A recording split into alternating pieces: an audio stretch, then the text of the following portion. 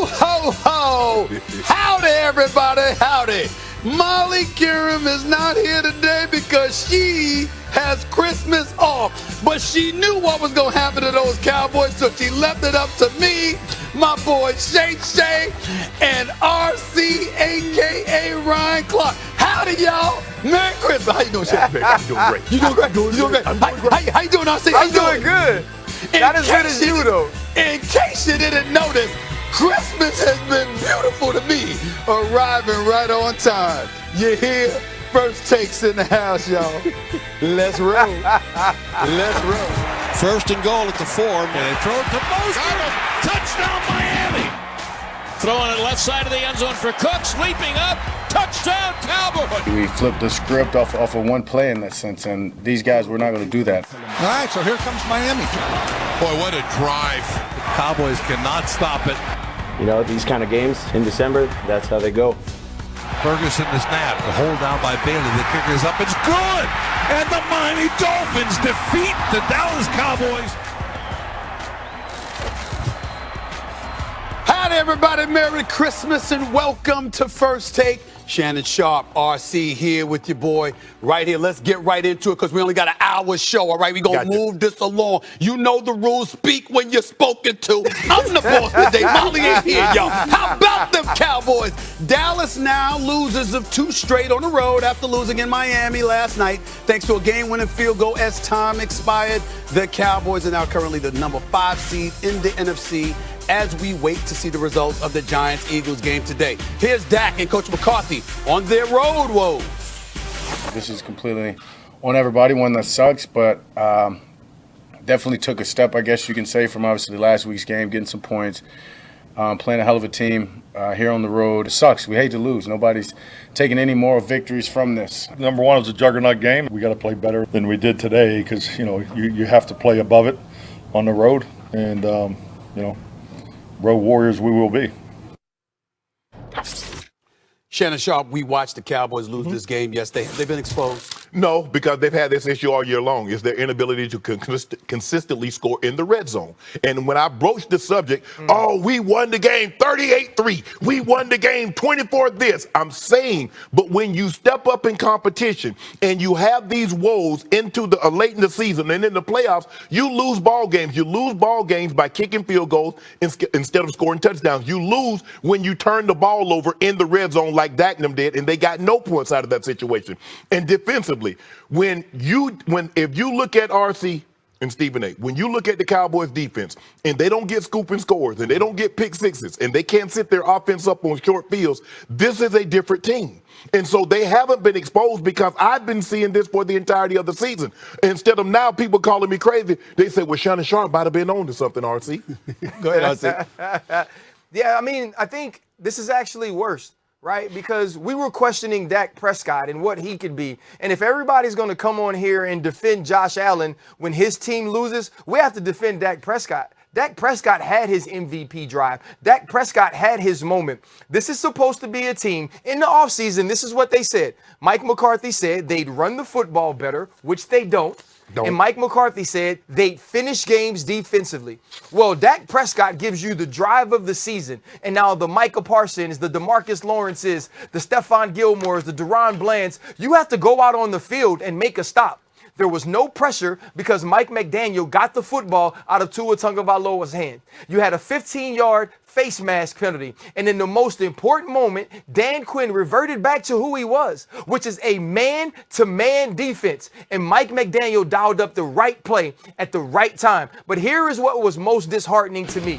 You had 2 plays to keep this team from getting a first down. And you allowed the Miami Dolphins, who everybody in the entire football world knew were going to run the football, you allowed them to get a first down and run the clock out. I believe if you're that defense, you got to say to yourself, if we get the football back to Dak Prescott, we have a chance. And they couldn't do that. So they have been exposed in this sense. You go and get bludgeoned the week before. Yes, the offense plays better. Yes, the defense doesn't get gashed. But in the important moment, you didn't show up. And it's what Stephen A always says. You build yourself up, not only for a season, but in the game, and you let it down in the most important moment. Well, I appreciate RC bringing that up because that's absolutely accurate. He missed something. He didn't add something. What can go wrong will go wrong. Let's not forget that. I tell everybody to be patient. Just wait. The holiday season rolls around. This is when it happens. I don't want you nosediving early. Right. I want your hopes high. And then all of a sudden you're plummeting. Let's take this into account, Shay. Here's the deal. The Dallas Cowboys 7-0 at home, 3-5 on the road. Right. Averaging 39.9 points per game at home, only 21 on the road. Yesterday, they only converted 33% of their third downs, all right? I'm looking at that. And here's the thing that I think they've been exposed to answer the question directly, RC and Shay. Here's the deal. You can run the football on them. And by the way, correct me if I'm wrong. Y'all know I don't. I'm talking to 2 Super Bowl champions here. I ain't never played the damn game. Okay, never wanted to. They want nobody hit me. All right, Shannon. Here's the deal. I'm looking at these guys and I'm saying to myself, why is anybody, if you watch the Dallas Cowboys against the Eagles, if you watch them against Arizona, if you watch them against San Francisco, if you watch them yesterday, why are you even thinking about running the ball wide? They got speed. Yes. You're playing right into their hands. When you run in between the tackles and you play smash mouth football with a bell cow at your running back spot, you can run all day on the Dallas Cowboys, not to mention the fact you take things out of Micah Parsons' hands as well. That's what I'm thinking. I didn't see enough of it yesterday as far as I was concerned. Right. But the reason I say they're exposed is because you know you can run on them. Go ahead. Well, they haven't been I have a exposed. question for you, Shay. Go ahead. I have a RT. question for you.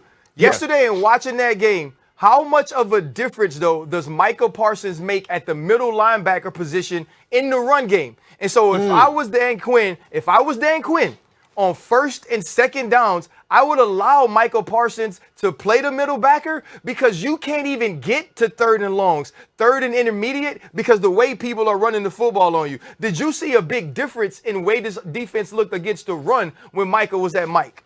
Well, I think the thing is that I agree with Stephen A. because they were trying to get wide, and that's not the way you attack the Dallas Cowboys. And another reason I say they haven't been exposed because they haven't been able to run the football all year, and they couldn't stop the run against it when they're playing against good teams. Right. So I didn't learn anything yesterday that I didn't already know. Their red zone woes offensively, their inability to run the football, I think they might miss Zeke, especially the tough yards that Zeke could get. And I definitely think, did you see what Amari Cooper did? Oh, yes, I did. Did you see what Amari Cooper did? I saw 265 receiving yards. That's what I saw. I saw a number one that looked like a number one. RC, they don't get enough from their 2 and 3 receiver. Now, Brandon Cook stepped up, made a big fourth down catch, but consistently, they don't get enough out of Michael Gallup. They don't get enough out of Brandon Cook. They don't get enough out of Gallup.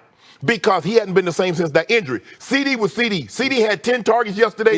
He should have had 20. Because if you're not going to travel Howard or Jalen Ramsey with me, I'm going to wear your third and fourth corners out. Hold that thought. I got to come to you and RC with this because you brought up CD Lamb.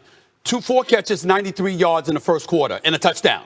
Last 3 quarters, 2 catches, 25 yards. That's not about him?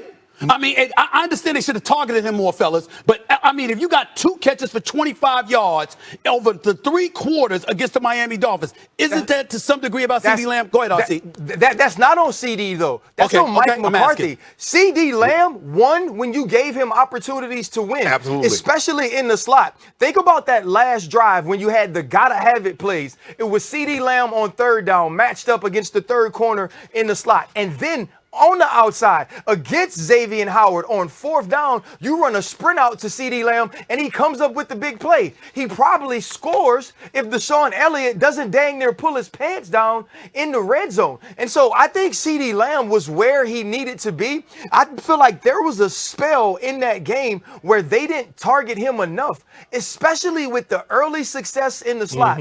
And Shannon already said it. If you're not going to travel Xavier Howard or Jalen Ramsey into the slot with CD Lamb, he should have had 15 targets yesterday. Absolutely. And I believe that's why they were slowed.